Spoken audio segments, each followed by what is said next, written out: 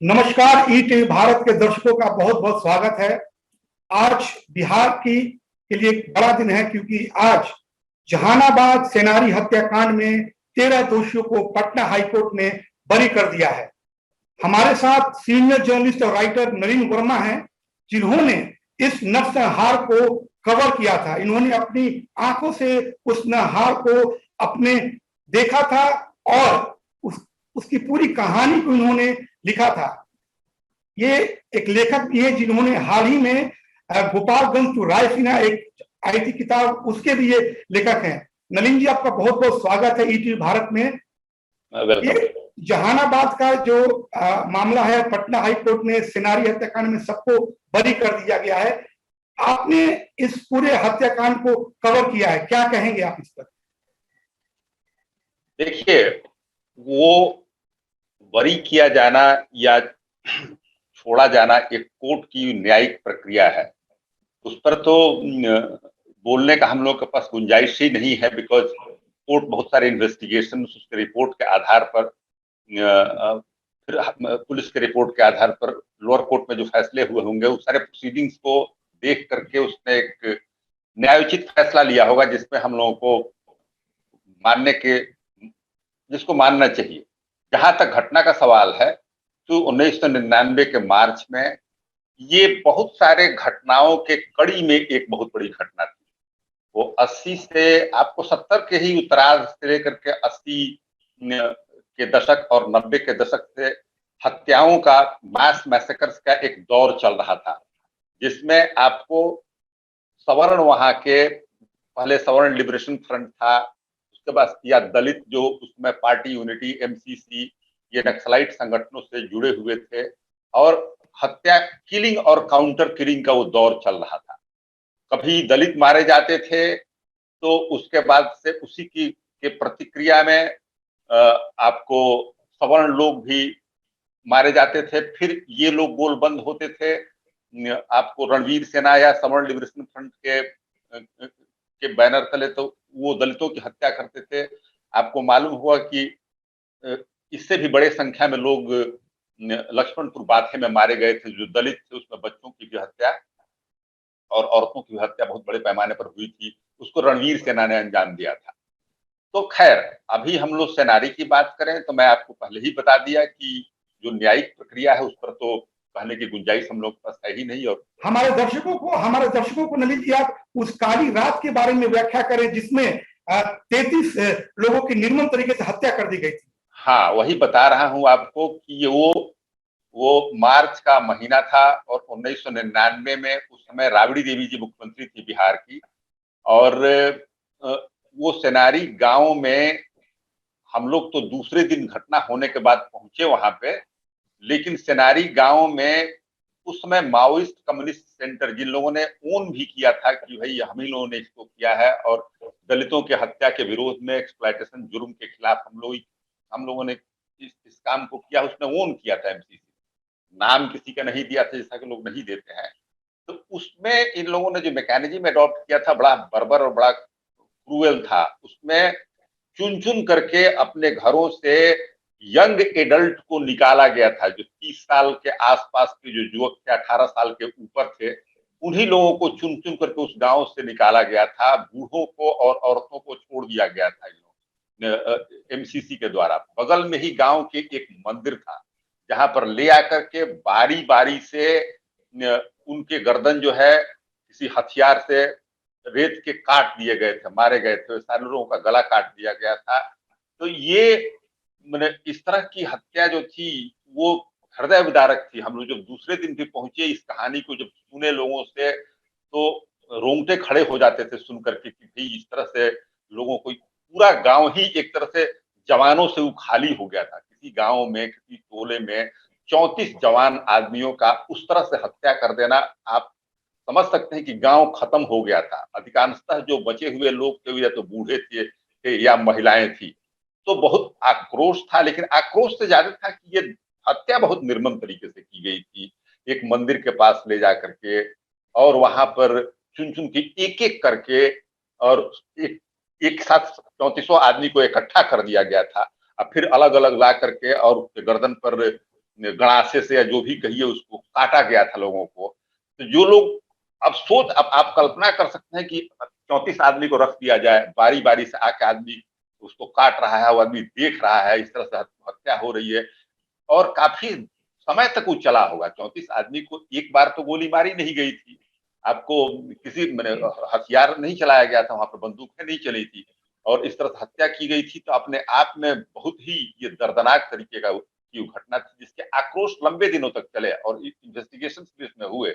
आपको मुख्यमंत्री गई, उस समय के तत्कालीन प्रधानमंत्री अटल बिहारी वाजपेयी जी ही आए थे, केंद्र के बहुत सारे मंत्रीगण आए थे, राज्यों के भी पुलिस प्रशासनिक पदाधिकारियों से लेकर के कैंप की स्थिति बनी हुई थी वहां पे और सारे नेतागण यहाँ से जाते थे लोग, लेकिन लोगों में आक्रोश बहुत लंबे दिनों तक चला। वो दौर आप लोग जब गए थे नलिन जी, आप लोग जब अगले सुबह जब वहां पहुंचे थे सेनारी गांव में, तो उस गांव का दृश्य कैसा था? वहां के लोग के चेहरों पर क्या था?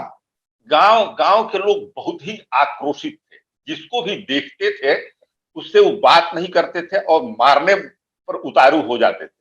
मीडिया को भी वो इतने आक्रोशित थे कि बात ही नहीं करने के पोजीशन में हम लोगों को भी भागना पड़ता था, लेकिन ड्यूटी थी, हम उसमें स्टेट्समैन में स्पेशल करेस्पॉन्डेंट थे, स्टोरी आप तो जानते ही है, पत्रकार हैं, लिखनी पड़ती है, बात लोगों को करनी पड़ती है। हम लोग बताने का कोशिश करते थे कि भाई हम लोग तो अपना काम करने आए हैं।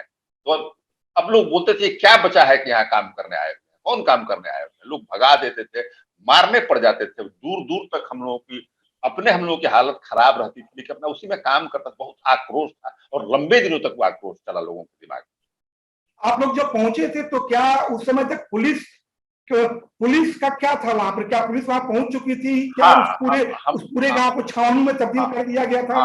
हम लोग जब पहुंचे थे तो चारों तरफ से पुलिस बंदोबस्त वहां पर पहुंच चुकी थी, प्रशासन पहुंच चुका था। नेता लोग जो थे वो पहुंचने की कोशिश करते थे, लेकिन दूर दूर तक ही लोग रहते थे कि गांव में जाने की हिम्मत किसी की नहीं होती।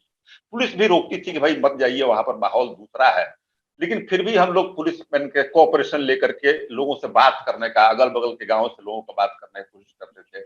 उसी में कोई मान लीजिए कि 20 आदमी बहुत आक्रोशित है, एक आदमी कोई मिल गया जो कुछ बताने के लिए मिल गया, तो इस तरह से हाँ, पुलिस चारों तरफ उस गांव का घेराबंदी कर दिया था, सिक्योरिटी वहां पर था कि लोग ये हम लोगों ने देखा, पुलिस छावनी में तब्दील हुआ था वहां पर वो गांव दूसरे दिन। तो ये आप लोग जब गए थे वहां सुबह में, आप जब वहां पहुंचे थे तो वहां किसी आई विटनेस से आप लोग आपने बात की होगी या जो जो मरे उनके परिवार वालों से बात की होगी, उनका क्या कहना था? उनका उनका क्या था फर्स्ट रिएक्शन? उनका फर्स्ट रिएक्शन यही था कि अत्याचार हुआ है हम लोगों के ऊपर और लोगों से हमने बात भी की, जिसके घर के भी लोग मारे गए थे, धीरे धीरे करके 4 घंटा 2 घंटा रहने के बाद से एक परसुएशन करके हम लोग बात किए थे, बहुत समय बिताने के बाद से। तो लोगों में आक्रोश था, वही कहते थे कि भाई ये ऐसा क्यों हम लोगों के साथ किया गया, हम लोग किसी कहीं पर पार्टिसिपेट नहीं किए, हम लोग किसी सेना में नहीं है।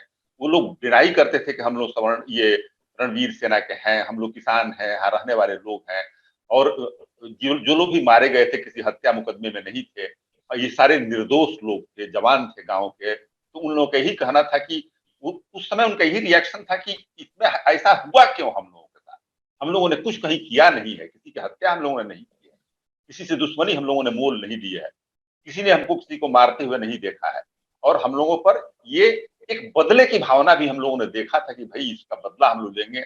आखिर में किस जुर्म में हम लोगों को ये किया गया है, आक्रोश था लोगों के दिमाग में, सबके दिमाग में ये आक्रोश था, जो भी बताता था। एक खास जाति को टारगेट किया गया था, इसका क्या आपको कारण लगा था जब आप वहां ग्राउंड पे पहुंचे थे? देखिए वहां पर एक खास जाति को तेनारी में टारगेट किया गया था, लेकिन आपको बहुत पहले दलित बघौरा में राजपूतों को टारगेट किया गया था। तो मैंने खास जाति जो ये दलितों की जो यहाँ लड़ाई थी, इसको अगर कास्ट के फ्रेम में देखें, जाति के फ्रेम में देखें, तो राजपूत और भूमिहार जो दबंग जातियां उधर थी, उस जिसके पास जमीन जाते थे, और दलित ये एमसीसी पार्टी यूनिटी नक्सलाइट जो लोग थे वो दलितों को ऑर्गेनाइज करते थे। तो ये दलित वर्सेस एक अपर कास्ट का, तो सेनारी अपर कास्ट का था, दलित बघौरा जो था आपको राजपूतों का गांव था। तो मैंने कभी राजपूत के गांव पर, कभी भूमिहारों के गांव पर एमसीसी के लोग जो टारगेट करते थे तो उसकी सवर्ण लोगों को ही टारगेट करते थे, और सवर्ण लिबरेशन फ्रंट केवल वो भूमिहार का ही फ्रंट नहीं था, उसमें राजपूत लोग भी थे। तो वो इंसिडेंटली सिनेरियो जो था वो भूमिहारों का गांव था, लेकिन वो खास जाति केवल भूमिहार ही टारगेट एमसीसी के नहीं थे। वो अपर कास्ट के जितने भी और भी लोग और भी जातियां थी, खास करके राजपूत। अपर कास्ट में जातियां कितनी है आपको, राजपूत है, भूमिहार है, ब्राह्मण है, कायस्थ है। तो कायस्थ का आबादी उस इलाके में है नहीं। ब्राह्मण का भी इस तरह से ऑर्गेनाइज गांव नहीं है। राजपूत और भूमिहार लोगों का, जहानाबाद के भूमिहारों के बड़े बड़े गांव हैं, तो उसमें टारगेट लोगों ने किया था, जो कि गलत था। और इस तरह से टारगेटिंग को कोई भी जस्टिफाई नहीं किया जा सकता। वो हिंसा था और वो अनजस्टिफाइड था, बिल्कुल ही गलत था। ये जो हाईकोर्ट का जो फैसला आया है, आपने खुद इसको कवर किया सिनारी को, तो इसके ऊपर भी आप कुछ अपनी प्रतिक्रिया देना चाहेंगे? देखिए, हाईकोर्ट ऐसी घटनाओं में होता क्या है कि देखिए, फैसला लॉ के तहत होता है, तो लॉ में ही बेसिक बात हम लोग समझते हैं। हम लोग लॉयर तो नहीं है, लीगल एक्सपर्ट भी नहीं है, बार के मेंबर नहीं है, जर्नलिस्ट है। तो आप लेकिन एक बात जानते हैं कि कोर्ट तब तक किसी को दोषी नहीं ठहराता है जब तक उस थोड़ा भी डाउट उस पर हो जाता है कि भाई एविडेंस अगर कमी हो तो किसी को आप दंड नहीं दे सकते हैं। तो वो भीड़ में कौन लोग थे और इसको आइडेंटिफाई करने में प्रोसिक्यूशन नाकामयाब रहा होगा, कोर्ट को विश्वास नहीं हुआ होगा कि ये लोग जो हैं, ये लोग, इन्हीं लोगों ने हत्या की। हत्या तो हुई है और किसी लोगों ने ही किया है, लेकिन कोर्ट को ये कन्विंस्ड होने के लिए एक बहुत लॉजिक, लीगल लॉजिक चाहिए कि इन्हीं लोगों ने, 13 आदमी जो थे, इन्हीं लोगों ने हत्या की है। प्रोसिक्यूशन इसका साक्ष्य नहीं दे पाया होगा, इसी में कोर्ट ने छोड़ा होगा एविडेंस के आधार पर, एविडेंस का अभाव में इन लोगों को, हम यही कह सकते हैं। चलिए नवीन जी, आपका बहुत बहुत धन्यवाद ईटी भारत से जुड़ने के लिए, और आपने विस्तार से उस काली रात के बारे में व्याख्या की। हम ईटी भारत के दर्शकों का भी शुक्रिया अदा करेंगे जो आप हमें इस समय देख रहे हैं। नवीन जी, आपका एक बार दोबारा से बहुत बहुत शुक्रिया। Thank you so much. Thank you, welcome.